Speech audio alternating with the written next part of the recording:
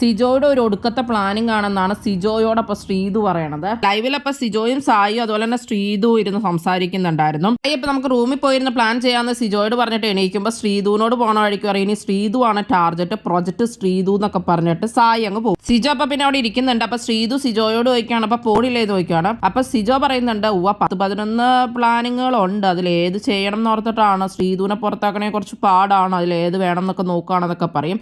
ചെല്ല പരദൂഷണം പറയാമെന്ന് ശ്രീതു പറയുമ്പോഴാണ് പരദൂഷണം അല്ലാതെ പ്ലാനിങ് ആണെന്നുള്ളത് സിജോ പറയണത്. അപ്പൊ ശ്രീതു പറയാ ഒടുക്കത്തെ ഒരു പ്ലാനിങ് ആണ് സിജോയുടെ എന്ന് പറയും. അപ്പൊ ശ്രീതുവിനെ പുറത്താക്കണം എന്നല്ല ഈ സമയം പറഞ്ഞുകൊണ്ടിരിക്കുന്നത്. അതുകൊണ്ട് ശ്രീതുവിന് ഒട്ടും ഇഷ്ടമല്ല സിജോയുടെ ഈ പറച്ചില്ല. പുറത്തുനിന്നൊക്കെ വന്നവർ ഈ പ്ലാനിങ്ങിനെ പറ്റിയൊക്കെ തന്നെയാണ് പറഞ്ഞത്. ഇതൊക്കെ നടക്കും ചെയ്യുന്നുണ്ടല്ലോ, എല്ലാം നടക്കുന്നില്ലേ എന്നൊക്കെ ആയിട്ട് സിജോ ചോദിക്കുന്നുണ്ട് ശ്രീതുവിനോട്. ഗബ്രിയുടെ കേസായിരിക്കും പറയണത്. ഗബ്രി പുറത്തു പോയത് രണ്ടുപേരും ഒന്നിച്ച് പ്ലാൻ ചെയ്ത് ഇട്ടു എന്നൊക്കെയുള്ള രീതിയിൽ അവിടെ പറയുന്നുണ്ടായിരുന്നല്ലോ. ശ്രീതുവിന്റെ ആഗ്രഹം എന്താണ്, ഇവിടെ ഫൈനൽ വരെ നിൽക്കണം എന്നാണോ, ഫൈനൽ വരെ നിൽക്കണം വിന്നർ ആവണം എന്നൊക്കെയാണോ ശ്രീതുവിന്റെ ആഗ്രഹം എന്നൊക്കെ സിജോ ചോദിക്കുന്നുണ്ട്.